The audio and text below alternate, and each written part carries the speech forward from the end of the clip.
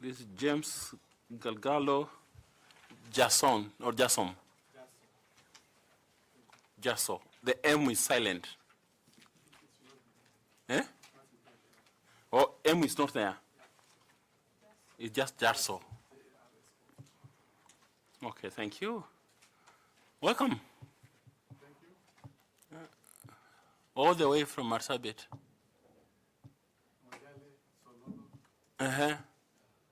To Nairobi. Thank you. We honor you for making that effort and for making the application.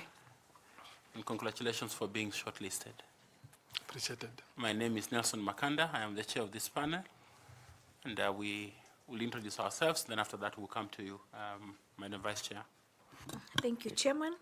Good afternoon. Good afternoon. My name is 𝐉𝐚𝐥𝐬𝐿, and I serve this panel as the Vice Chair. Let me take this opportunity to welcome you to your interview. Thank you.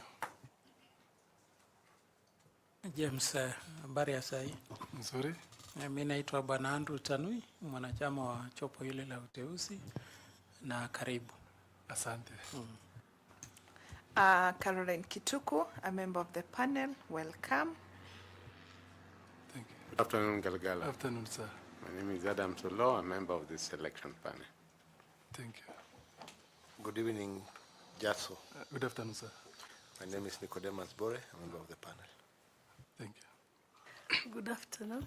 Good afternoon, madam. My name is Fatuma Ali Saman, a member of the panel. Welcome. Thank you. Good afternoon, Mr. Jasso. Good afternoon. And karibu sana. Asante. My name is 𝐉𝐚𝐥𝐸, and I'm a member of the panel. Asante.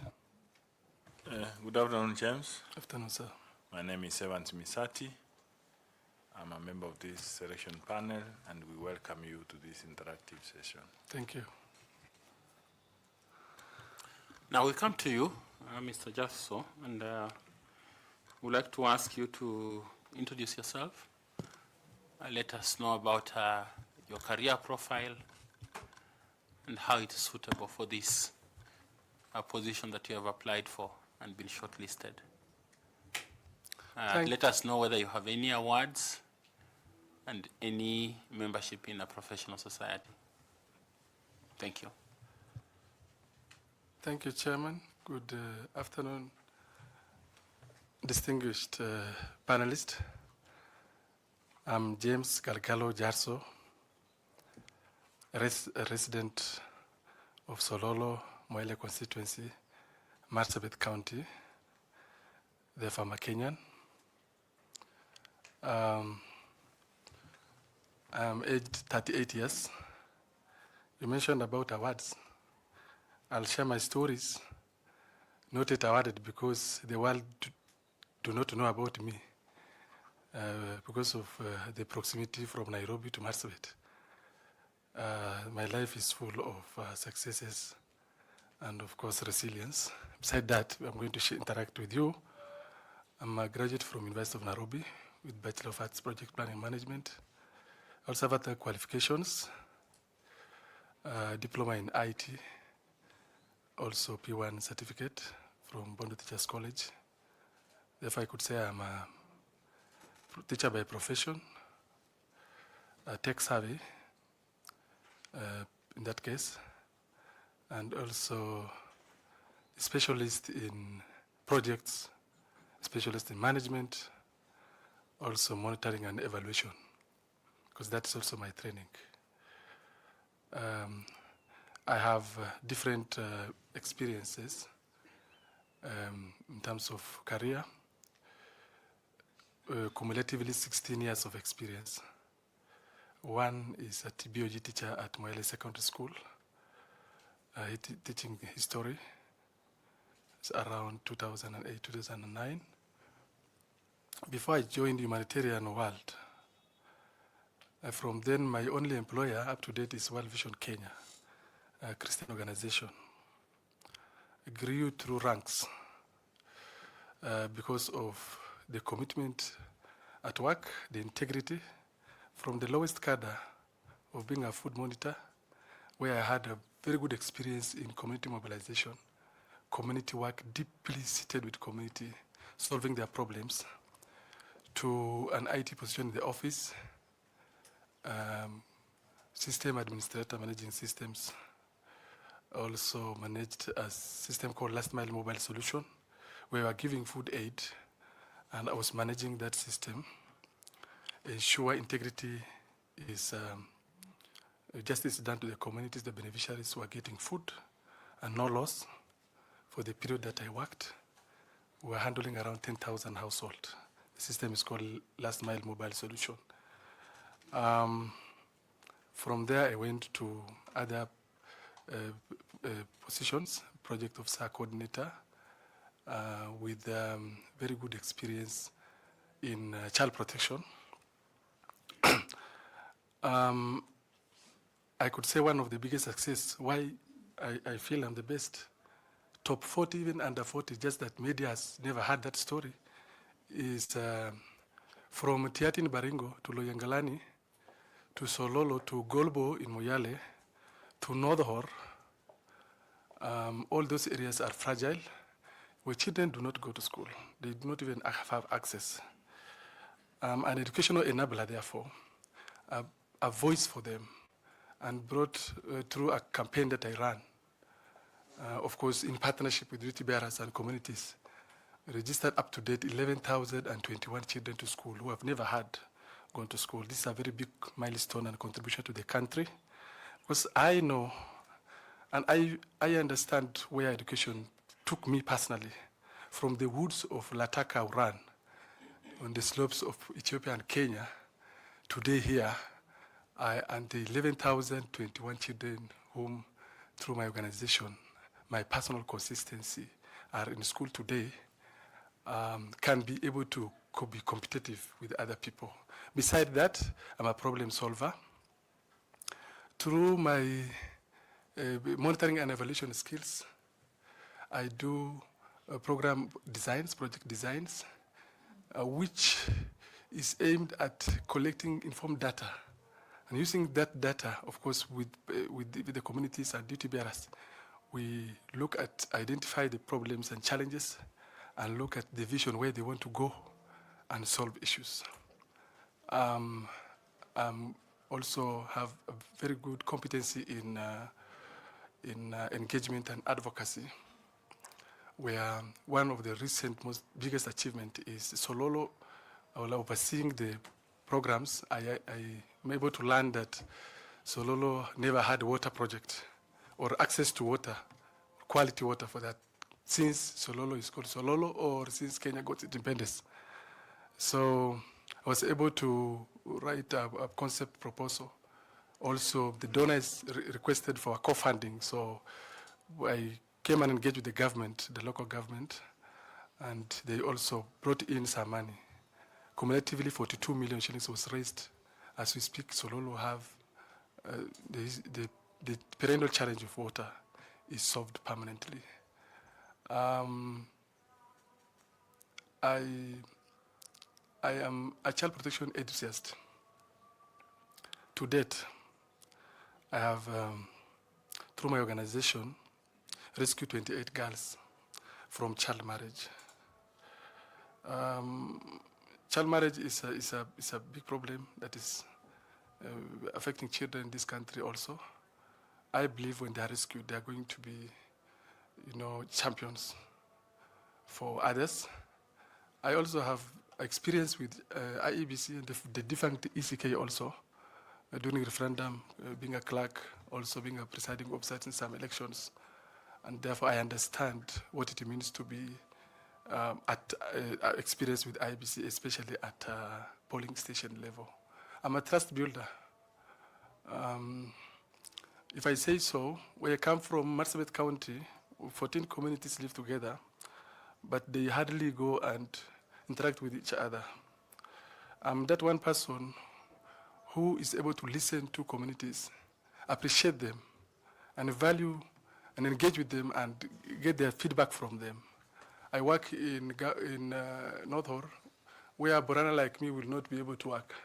I work in Loyangalani, where a Borana like me will not be able to work because of the ethnic challenges that we are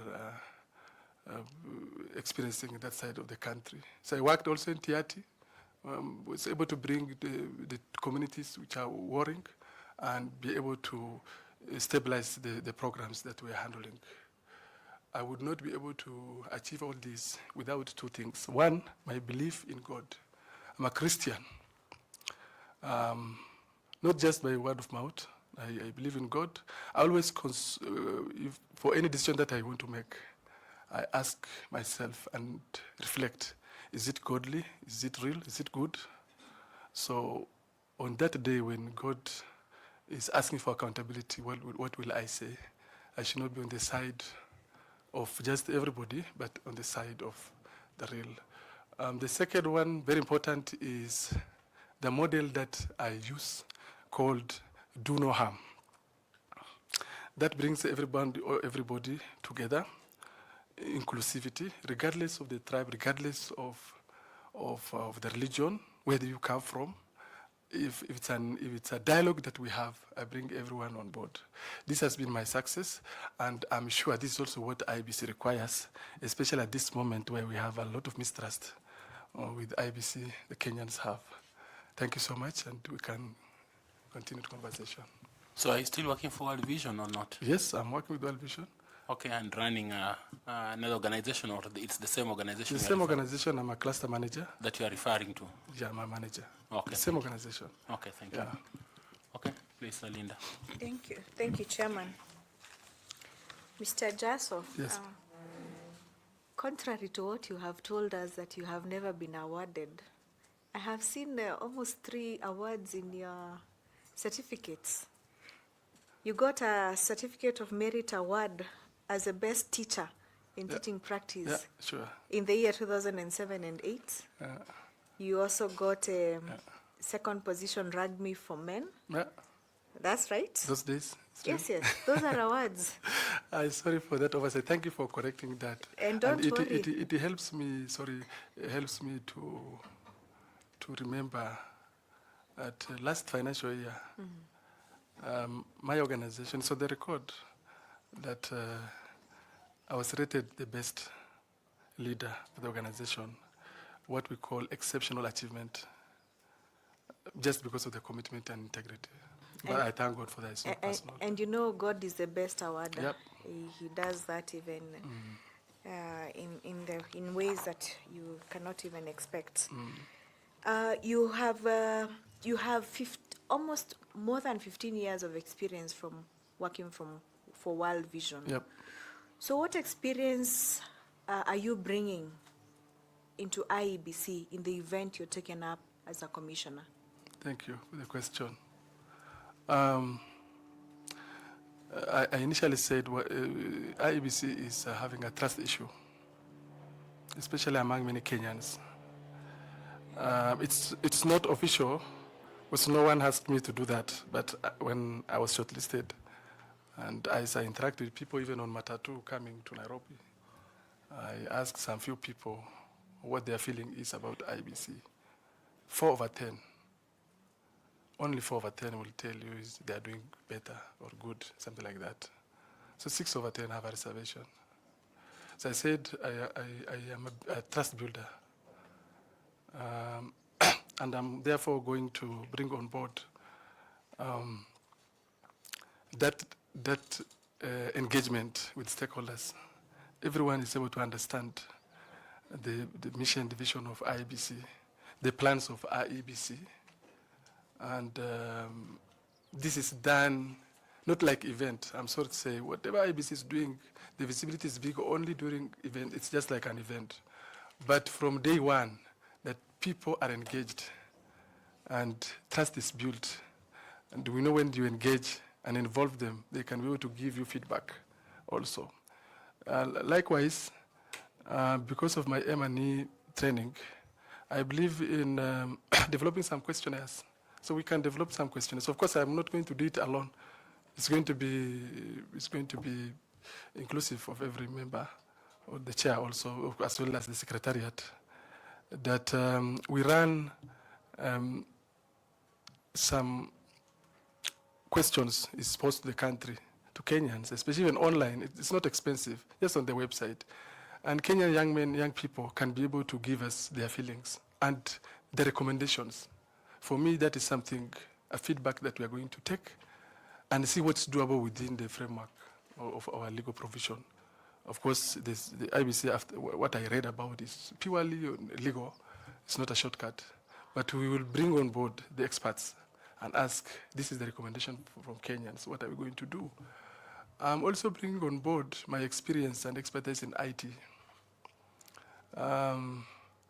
and see how it is going to help this country. Even people can be able to register themselves as a voter, as long as it's doable. For me, it's doable. But then we can have another level of verification. So, engagement, and then timely communication. Madam Vice Chair, timely communication is very important. We might be having a very good plans for the country, but we are not communicating it timely. So it brings a lot of pressure. So we can bring on board timely communication, and communication can be done even online, short videos on TikTok, because our young people are very active on those social media platforms. So if IBC does this, we're going to bring back the trust. And when we are trusted, definitely we are going to be accepted and the country can progress. Thank you. Thank you, Mr. Jasso. Thank you, Chairman. Thank you. I invite Caroline Kituku to ask you some questions. Carol, please. Thank you, Chair. Mr. Jasso. Yes, madam. Have you engaged with the 𝐉𝐚𝐥𝐬𝐸 report? The 𝐉𝐚𝐥𝐬𝐸 report. I read a bit about it. Yeah. Okay. So what are some of the things that were recommended by the 𝐉𝐚𝐥𝐬𝐸 Commission in 2008 that have since been operationalized? Thank you. By the IBC. Yeah. The 𝐉𝐚𝐥𝐬𝐸 report actually made the former ECK defunct. And they're the ones which recommended IEBC revamped, where they're talking about independence, impartiality, and secrecy in voting. So I think IBC have done, because as a voter I have seen, it's a secret ballot. As a Kenyan, I can see impartiality is there, because I read about it and I can understand. So generally, it's about code of conduct. It's about the independence of IEBC as an autonomous wing that is going to oversee the operation of election. So it's a good thing. So picking it up from the 𝐉𝐚𝐥𝐬𝐸's report, and the things that IBC have done thus far, including continuous voters registration, the use of technology, deployment of neutral security operations, all those measures that were recommended. Where do you think there are still gaps in the IBC, and should you become a member of the commission, how do you intend to, what strategies do you intend to put in place, or which measures can IBC adopt to ensure that it delivers a fair and a credible election? Thank you, Madam Caroline. Yeah, my take is, yes, the 𝐉𝐚𝐥𝐬𝐸 report was able to advise us on that, but there are still gaps. It's true, there are gaps. One is the legal reforms around there. Even the previous election, at the last minute, IBC was told to do both manual and electronic voting. So we might need to bring on board JLAC and see how legal tussles or issues are ironed out before time. One of the gaps is the election result that's announced. It's only for presidential, I believe, that is communicated, is shared online. Equally, Kenyans would want to see even others, including MCs, so that people can be able to interact and see. And because it is timely, it doesn't waste a lot of time. I'm looking at funding, which also is a competency I have, because I do a lot of fundraising. IBC is only depending on exchequer. When that one is not coming as expected in time, it gets a lot of delay. Therefore, there is need to mobilize resources before and help IBC run its business. Beside that, but connected to funding again, is value for money. Kenyans are asking 62 billion. I believe it's 62 or 61 billion there. Kenyans are asking 61, 62 billion for IBC. What is it about? And I'm looking at 𝐉𝐚𝐥𝐬, which is an electronic device that supports us in election. It's getting 7 billion. Voter registration, 7 billion. So from an IT perspective, I'm sure it is doable for us to even make an upgrade of the 𝐉𝐚𝐥𝐬. It doesn't necessarily mean we are going to buy. We can, of course, there are secretariats who can advise us out of the 45,000 𝐉𝐚𝐥𝐬, which ones are written off, so we can replace, but which others are functional, but we can be able to upgrade if the system allows. So we would have cut the cost and put that money to other places of need. Because in the strategic plan that expired, IBC was targeting 86 billion shillings. But recently I saw they are requesting for 62 billion. So then that one. Then another very important key aspect is enhancing digital or self-registration by Kenyans, which is even cheaper. Beside that one, we can also be having, it's this one government. We have the Huduma number, which is the NIMS. If facilitated well, we can intermarry the IBC system, but of course have access and control measure for IBC itself. Thank you. All right, thank you very much. I wish you well. Thank you, Chair. Did you say Huduma number or Maisha number? The NIMS one, Okay. which integrates the government. So it must be Huduma. It's Huduma, yeah. Okay. Thank you. Okay, so Madam Koki, please. Thank you very much, Chair. Mr. Jasso, Yes, madam. I want to congratulate you for giving 11,021 children a dream by being an education enabler. Yeah. I also want to congratulate you for participating and enabling the Sololo Water Project to provide water for that area. Those are some of the key challenges that you find locally. You are also right that from Kalacha, from North Hor, where you work, to here is very far. And I just want to tell you that what you are engaged with is really the kind of participation that this country requires. At 38, you have achieved a lot than many people who are much older. And just to let you know, today we interviewed 4 people in 36, 237, and 138 yourself. And that encourages all of us that, in fact, this country is going to be changed, transformed by people like yourself, as you say, and bring back trust. Now, in that quest, should you be successful, and I know very well part of the county where you come from, and should you be successful, how are you going to involve the potential voters of Marsabit County and the neighboring counties in registration of as voters and in voting itself, if you succeed? Thank you. Before I answer your question, my experience with the IBC is need improvement, if I'm asked. the staff, the secretariat need improvement. That's what the grade I'm going to give them.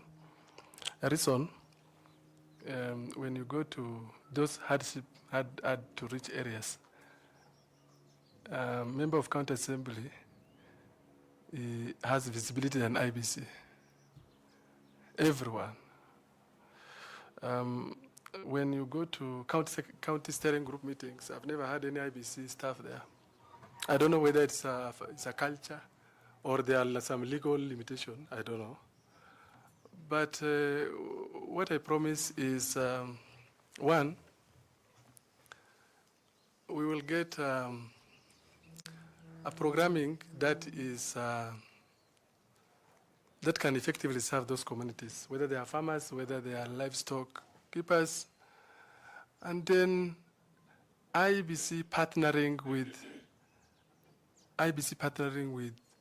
stakeholders like churches, religious groups, the sheikhs, the mosques, because you will find mosque in those places, you will find church in those places, but you won't find other partners.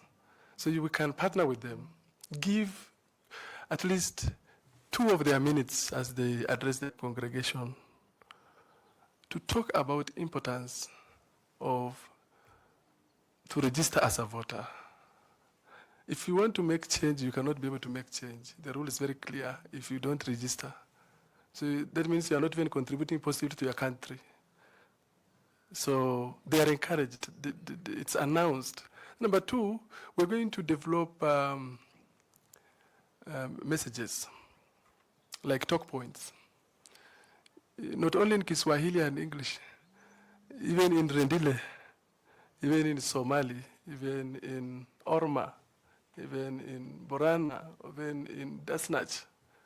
So you speak to them in their language, they can be able to accept you very well. We can do this through community champions. There are those people who are not having any inclination to politics. So because IBC rule is very clear, we are not going to use them.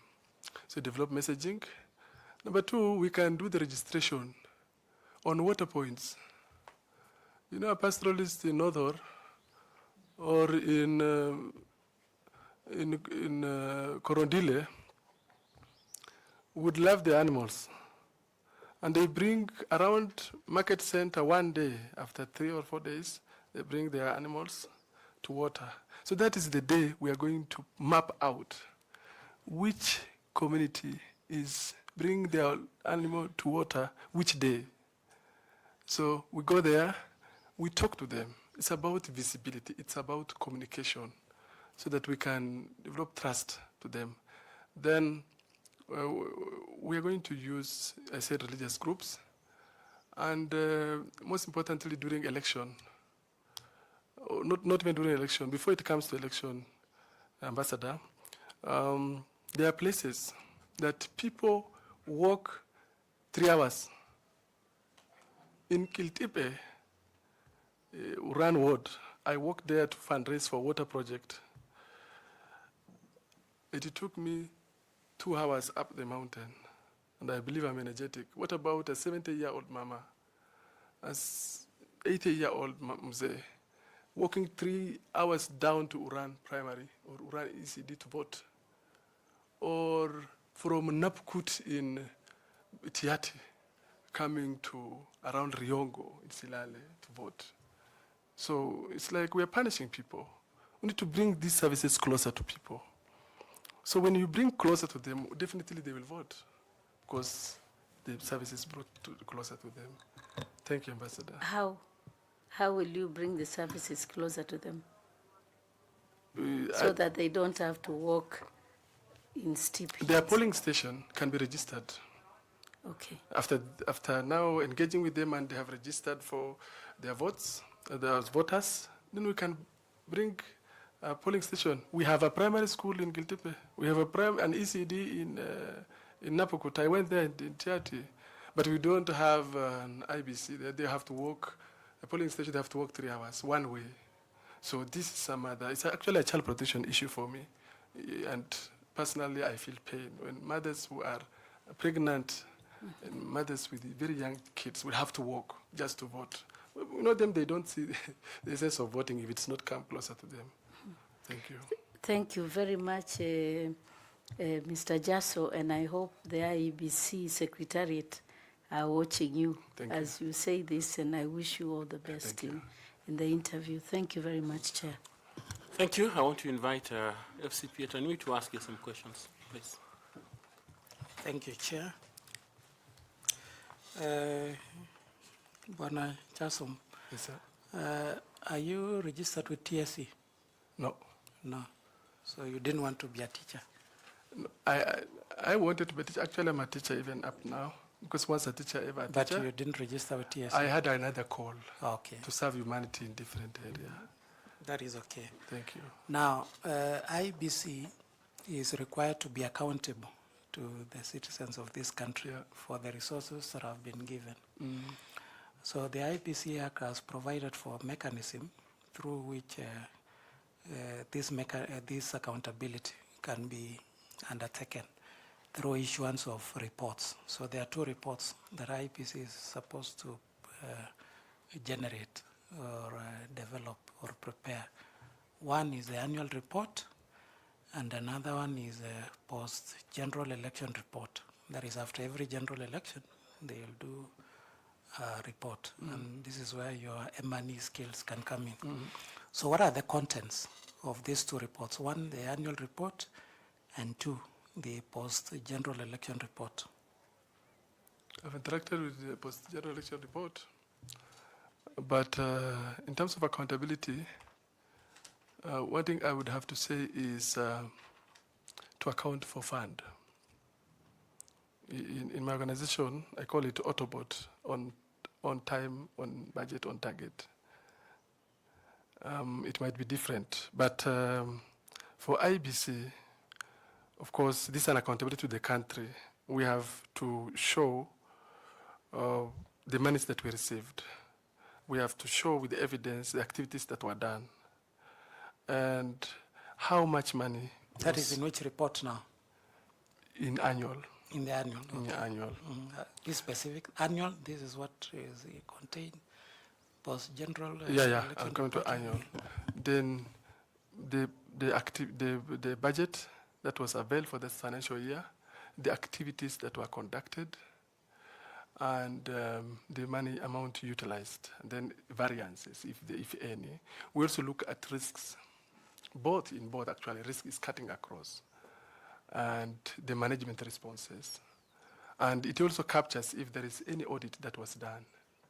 If there is any audit that was done, and the action taken, and the recommendations in both is there. But come to post-general election report, evaluation report, this one is actually pregnant.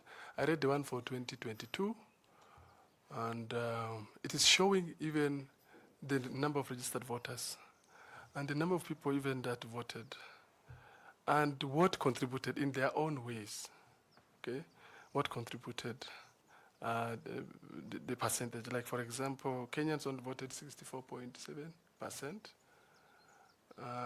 That's a decrease from 78 in 2017. So it brings a question. This is also where somebody like me comes in. Likewise, the observers, they give recommendations, both international and local, religious and even media people. They give a report on what they were able to observe, and recommendation is done. So this one is going to help now the subsequent election. Yeah. Thank you, and I wish you well. Thank you, Chair. Thank you very much. I invite 𝐉𝐚𝐸𝐿 to ask you some questions, please. Thanks, Chair. James. Yes, sir. Now I want to take you to an area that maybe you're very conversant in terms of understanding some of the things that cause voter apathy. Yeah. Why some Kenyans decide not to vote. And in particular, we discuss civic education.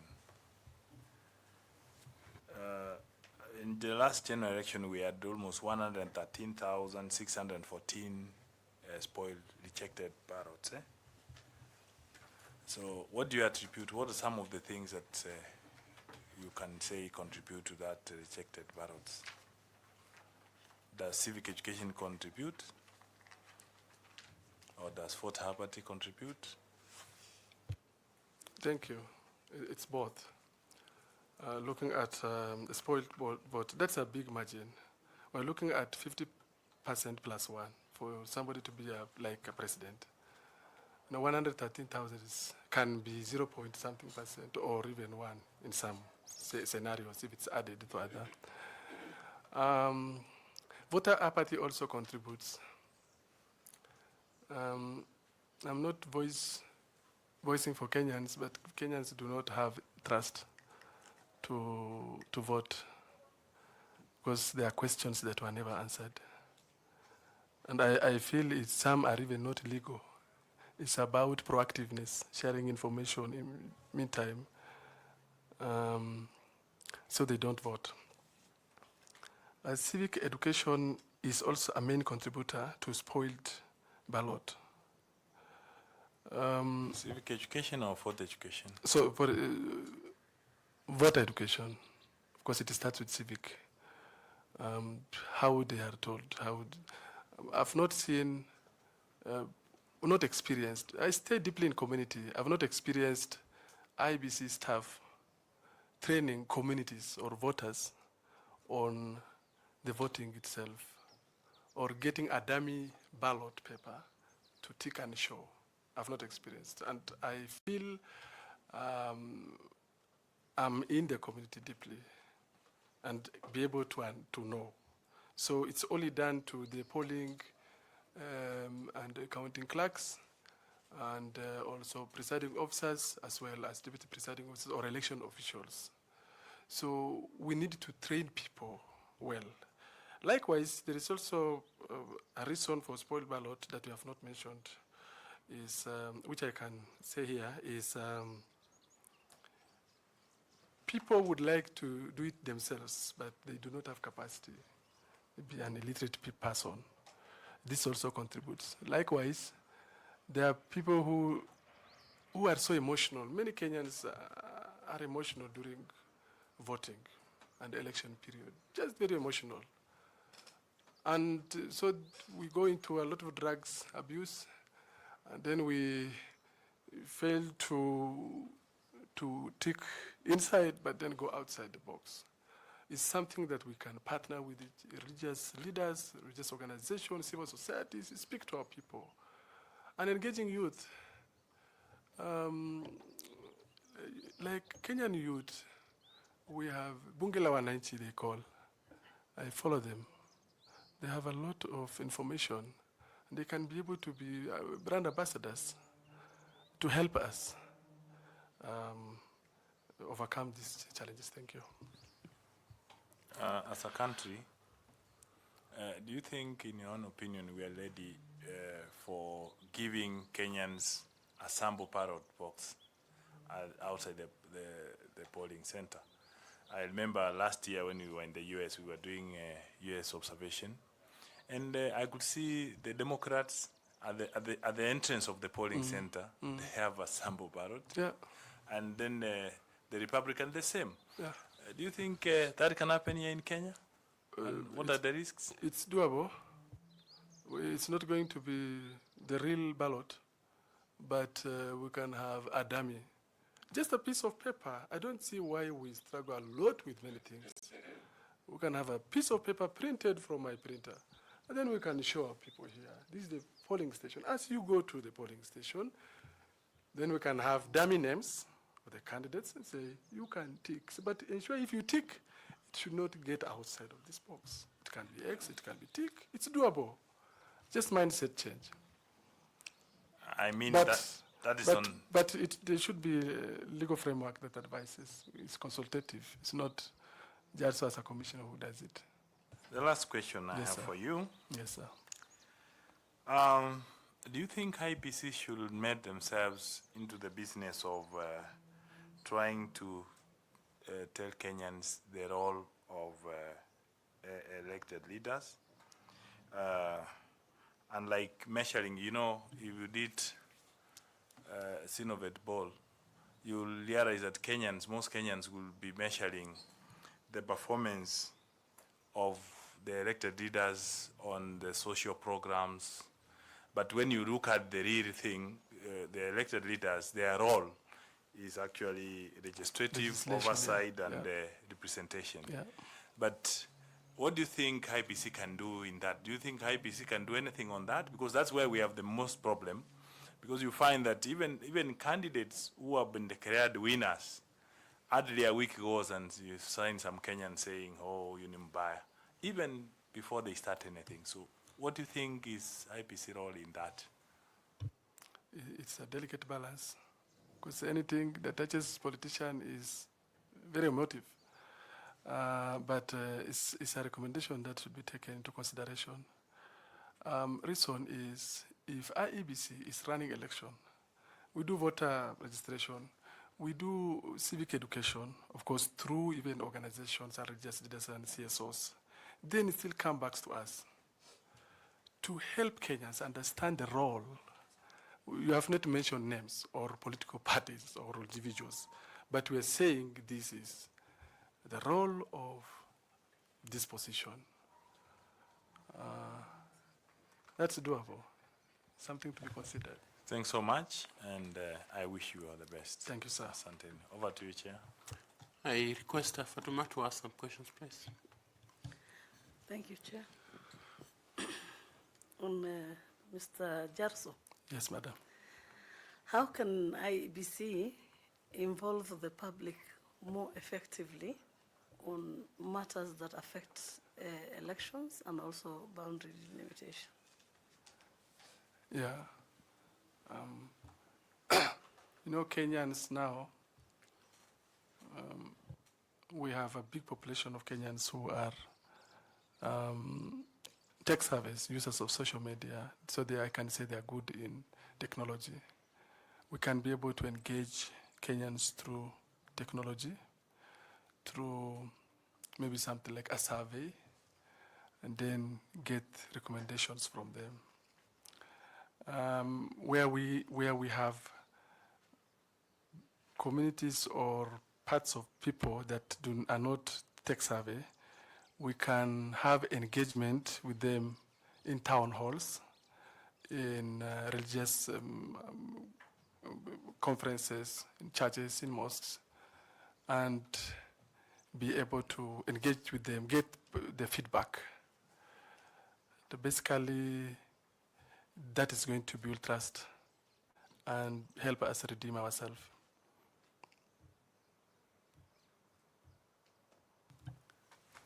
Is that all? Maybe you can. When you say technology, how would you use technology for public participation? We have things like monkey survey and Kahoot, the systems that you can engage with. But we can have X call with Kenyans, and I know they are good, they can join, and they can be able to participate well. But public participation it's integral. In whatever kind of decision that we make, from voter registration to even delimitation of boundaries, we need to engage them, the elders, the youth, and everyone. But issues of the boundary delimitation is emotive. And it's also pegged on the population quota, where I saw. Currently, we have 290 constituencies. So we must have a scientific formula to see that we have to split this constituency to this because of the number of people. So we have to engage with the electorates, and we have to engage with the leaders, and we have to engage with other partners, including even the legal fraternity. Then, as we near the decision making, we can bring on board technologies like GIS for boundaries delimitation. It would save us and help us, but it should be very delicate, because there are communities that are marginalized, and issues to do with boundary might affect them. So balance between marginalization, marginalized community, balance between one of the smallest community like 𝐉𝐚𝐿, smallest community in this country, and how we can now engage in delimitation is something that requires a lot of public participation. So it requires everyone, including communication, the media, so that they do not misreport. If you are to design a public participation engagement for IEBC, specifically targeting the people of North Horr from all the different corners, yeah. How would you design it? Thank you. One, I have to map the people, the culture, and in those areas, it's common that they live along tribal line. We have Ileret, which has Dasnach community, very deep into their culture. We have Gabra here, we have Turkana the other side. So we bring everyone on board, and I mentioned that one of my biggest capacity is do no harm. Issues to do with the boundary should be inclusiveness. So I bring on board everyone, inclusivity, then have one dialogue. They bring their submissions. We subject these to further analysis with the legal team, and then we give them feedback before we even put them on the Gazette. But of very good importance is community meeting done at community level, where everyone is included, including persons with disabilities, including women, including youth, including elders, and those even minority, marginalized community are brought on board. And then I might not speak their language. We must get a champion from that community who speaks same language, community champion, people who are not inclined to politicians. But then even leaders like politicians, we will have another engagement with them to make them understand that this is from community. Basically, it's about everyone, but doing no harm. We cannot have a discussion with so-and-so, and then the other community or the other person is not aware. It is emotive. It can burn the country, and we might not, we might have the pre-election violence start, build up, and bring the country to a problem. Thank you. Thank you. I wish you well. Thank you. Thank you very much. I invite Nicodemus to ask his questions, please. Thank you, Chairman. James, I've seen in your CV that you have a lot of interest on ICT. Yep. Or IT. Yeah. With your skills on IT, how will you help the IEBC in reducing cost of election? Thank you. It's a good, wonderful question, Mr. Nicodemus. If implemented well, of course, it has to be subjected to the legal framework and understanding from the legal experts.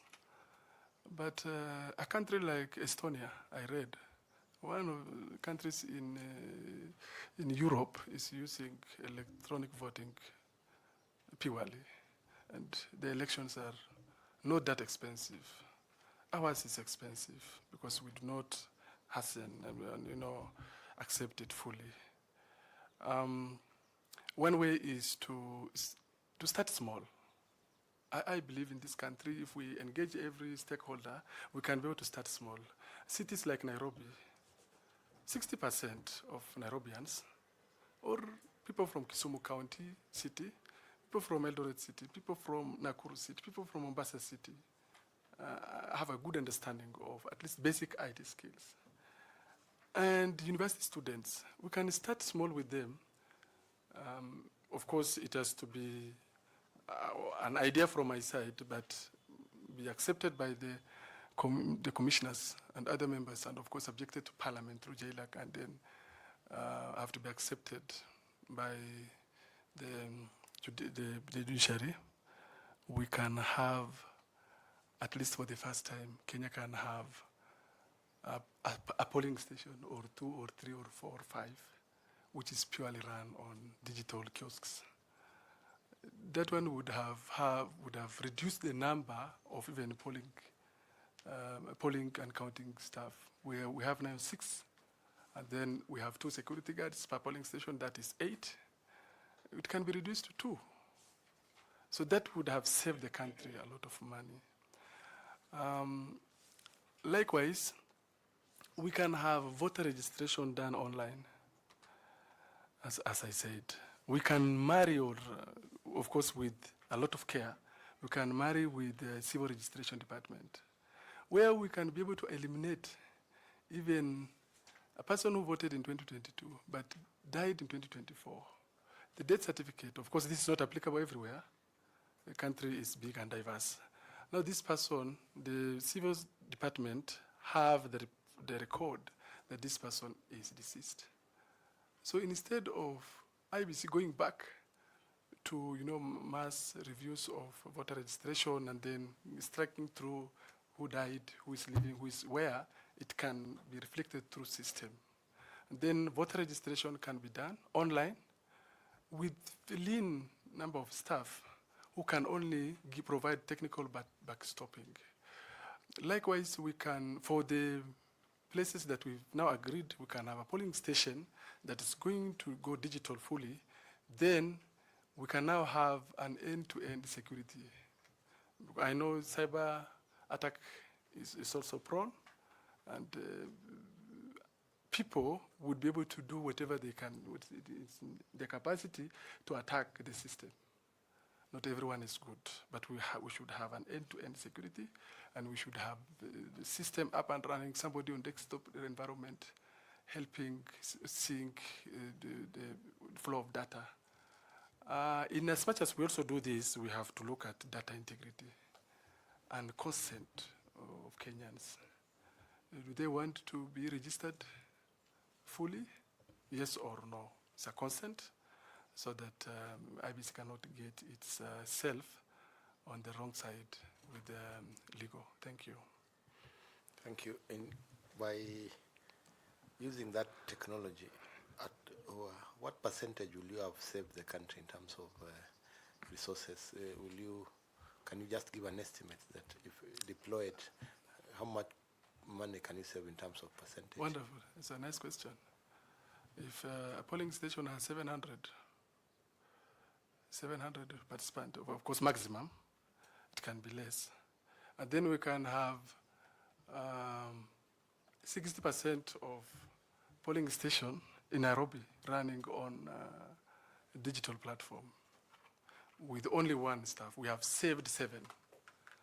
So that's a good amount of money. It can be, maybe we need maths, but at least 5 billion can be saved. Because we can now do it in cities. Okay? So, as well as also, as opposed to hiring thousands of casuals who can support on physical voter registration, we have allowed Kenyans to do it on themselves, like university students. They can do it well. And we have a big number of university students joining, can be university, can be technical courses. So, and they can accept it because they are good to it. Because they see walking 5 kilometers or 2 kilometers to polling station, the nearest polling station is a wastage of time. But they can do it perfectly from where they sit. It was saved. I will also look at what is costing to Kenya. IEBC event, I could call it. Election is just like an event. And for 7 days, the country will, our fellow Kenyans will be on public holiday, which is not official. So it's a regress to the economy. This Nairobi city, people will be flocking all the way to run to go and vote. So we have saved in terms of input to economy, in terms of saving, cost saving, and conveniences. Thank you. Thank you. Thank you, Chairman. Okay, I invite Professor 𝐉𝐚𝐥𝐬 to ask you some questions. Professor Law, please. Thank you, Chair.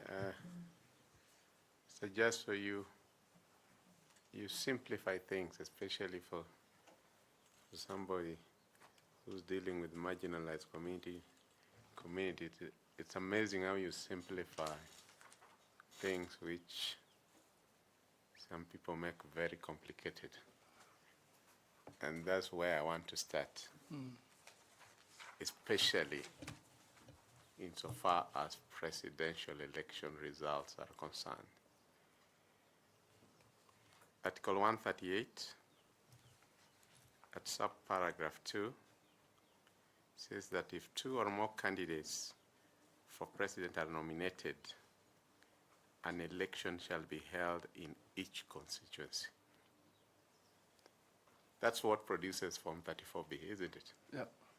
And a returning officer, if JASO is the returning officer for SACCO,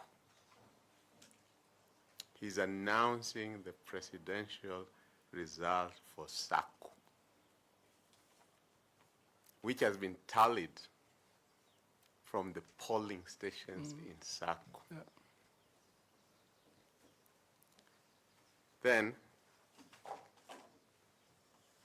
at 3C, after counting the votes in the polling station, the Independent Electoral and Boundaries Commission shall tally and verify the count and declare the result, the 𝐉𝐚𝐽𝐬 ruling, confirming the same. That Form 34A for each polling station is the result. True? Very true. Actually, the election is either lost or won at the polling station. Thank you. Yeah, that's what I. Then we have this mammoth. We've just talked of where Form 34A comes from. In one, it is being declared. In one, it's being announced. And that's the result. Sure. But we have this tallying center, either in Bomas. KICC or BOMAS, Yeah. in which you are bombarded with so many polling stations, and you're told, go and pick from there, and they're coming from all over. Commentators have said they are coming from all over. You're trying to pick this. This one has arrived from which county? Not related to that constituency. You are all over. Yet, there is a presiding officer, like you are, announcing for a polling station, which is the result. There is the returning officer announcing for the polling station that you announced. What is so difficult in the media and other stakeholders capturing JASO announcing and recording and counting the returning officer announcing and recording? Because all that happens in KICC and BOMAS is simply the collation of what has been announced officially. So that I avoid my pet subject today. So rather than say fungua server, what can we do so that stakeholders and the media and agents are present and they have their own data and pictures and videos of JASO announcing, of the returning officer announcing, and that therefore all is happening up here, just like happens in America. It's just saying this is what was announced, rather than, oh, that image came, oh, it was supposed to be on PDF, oh, it was supposed to be in what format. What would you do if you are commissioner to solve that perennial problem? Thank you for that question, Prof. I share that sentiments with you. Just that I do not have authority. But I know commissioners are also limited with the legal framework. I keep referring to this because I read and everything is about legal. As I said, the election is lost or won at the polling station, like 46,229 for that case in 2022. But still the challenge is we might not have media presence in Saku or in Ileret because of the distance we appreciate. It's important for IEBC, of course, when I get this position, is to bring on board the media. Of course, train them on what we are required to do. Not coercing, but this is the system, this is the formula. From when we start preparation for election until that day, so that they cannot misreport. And I know social media, there are people who are influencers, who have many followers, verified accounts, who can be able to just give their opinion or report what was said before verifying. And because they have bigger followers and even big media houses follow them, it's then reported. There's a very big lapse. Like in the previous election, 2022, we are watching, all of us. You will see this media house, this television house is reporting this for this specific candidate, and the other one is also giving this for this specific candidate. It's like they have their own candidate. So, you know, media, they're here. They're supposed to be watchdog. They're supposed to be impartial. And therefore, they have to report the reality on the ground. Why can they get? Of course, we are going to create an open window for them to engage with IEBC. And IEBC is going to be available for them, whether at county or constituency level, or because those are the approved officers. I know presiding officer is not approved to engage, or whether it is at BOMAS or KICC.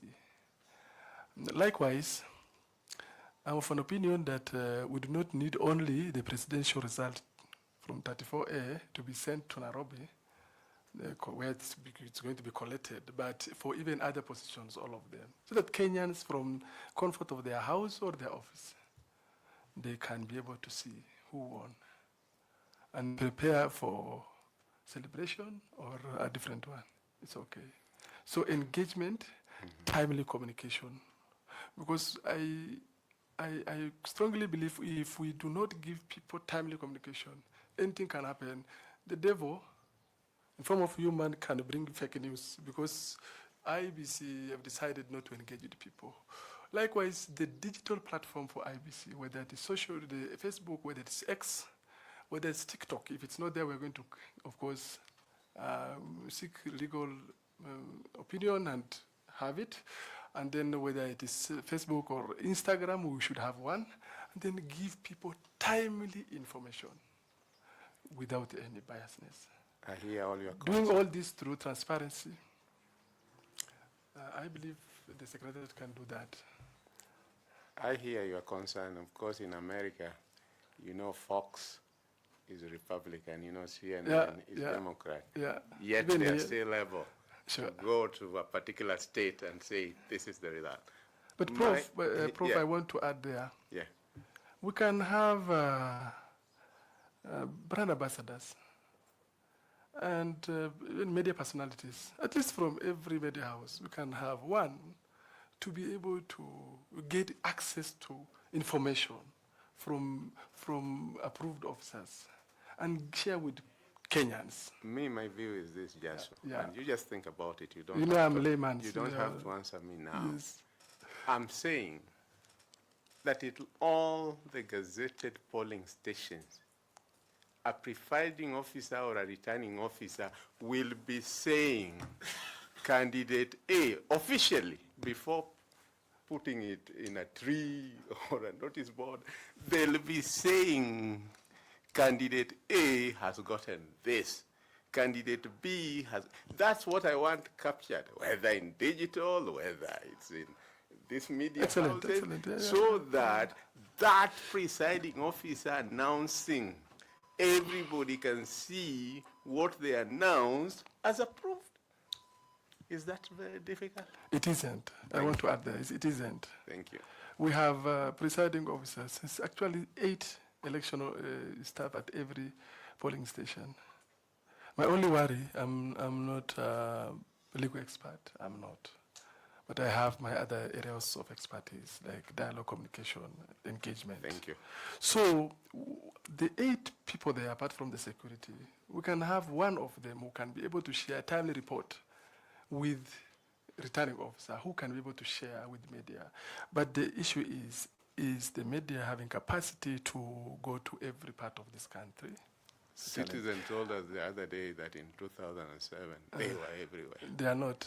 Well, no. I've never seen Citizen or any other media house in Ileret. They might not have been in where you're saying, but you also know that in 2002, the results were declared even before all the constituencies came, which means there's usually a threshold that when a candidate reaches, it doesn't matter whether the others have come. Anyway, that's a detail.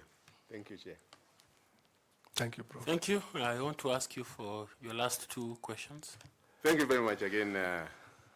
Just so you know that IEBC works with various stakeholders, and one of the stakeholders is usually the political parties. Who is the registrar of political parties? I can't get the names. We'll pass that one. Sorry. Then I ask you, I thought that was the most easy one, but let me try another one. You can, thank you. Even get it. In which city and country is the headquarters of the Economic Community of West African States, ECOWAS, located? Pass. Okay. I've lost my history. Sorry for that. Okay, thank you very much. Jasso, do you have any final words or comment to make? Thank you so Or much. question? Thank you so much, members of panelists, for having me with, and through this engagement and conversation, I also have learned a lot from you, all of you. And thank you for giving me this opportunity to share, not only with you, but with the country, what I feel. And I'm sure it's going to be helpful to Kenyans, if I get or not. I wish good of luck to the successful candidates, and also wish to thank you as well, wish you well as you undertake this exercise up to end of this month. It's tiresome, but God will take you through. Lastly, thank you for having me. Many people called and asked me, whom do you know? I want to declare before the camera, I know no one. No, that's honest opinion. It's like people believe so. I know no one. And this panelist is able to go through the CV, and I'm shortlisted. But doesn't mean I'm going to be a successful candidate. If anything happened, I'll go back to my duty, serve the children in the best way possible. Thank you, and God bless you. Thank you, and blessings to you. An amazing, positive spirit. We have enjoyed talking to you, and wish you well. Regards, please remember to take your certificates. You'll find them with an officer at the door. The notebook is yours, the pen, and the water. Oh, wonderful. Asante sana. Thank you so much. Have a lovely evening. Thank you. God bless you.